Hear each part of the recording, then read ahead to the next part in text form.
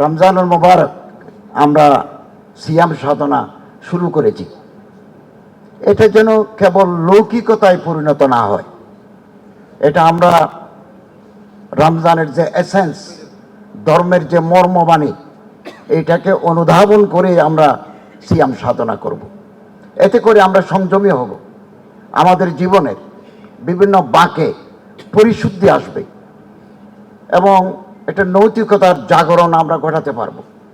আমাদের মধ্যে যে সুকুমার বৃত্তিগুলো আছে, রমজানের সিয়াম সাধনার মাধ্যমে আমরা এগুলো জাগ্রত করতে পারব এবং আমাদের মধ্যে যে এভিল প্রভেন্সিটিস আছে এগুলোকে আমরা দমিয়ে রাখব এবং এই রমজানুল মুবারকে পবিত্র মাসে আমরা সম্প্রীতির বার্তা, ভ্রাতৃত্বের সৌরভ আমরা সমাজে ছড়িয়ে দেব।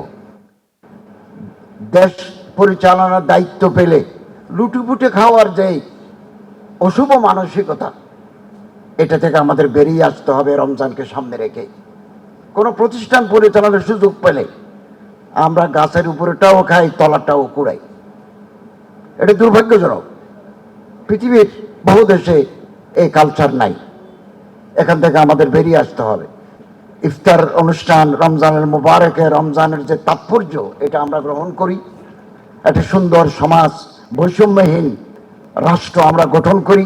আল্লাহ তাআলা আমাদের তৌফিক এনায়েত করুন, আমিন। ওয়া আখিরু দাওয়ানা আলহামদুলিল্লাহি রাব্বিল আলামিন। আজকে আমাদের সাথে মাননীয় ধর্ম উপদেষ্টা আছেন খালি হাসান। তিনি ধর্ম উপদেষ্টা হয়েছেন, আমাদের জন্য সম্মানের বিষয়। আল্লাহ তাকে আরো সম্মানিত করুক, আমরা সে দোয়া করি। কিন্তু এটি তার একমাত্র পরিচয় না।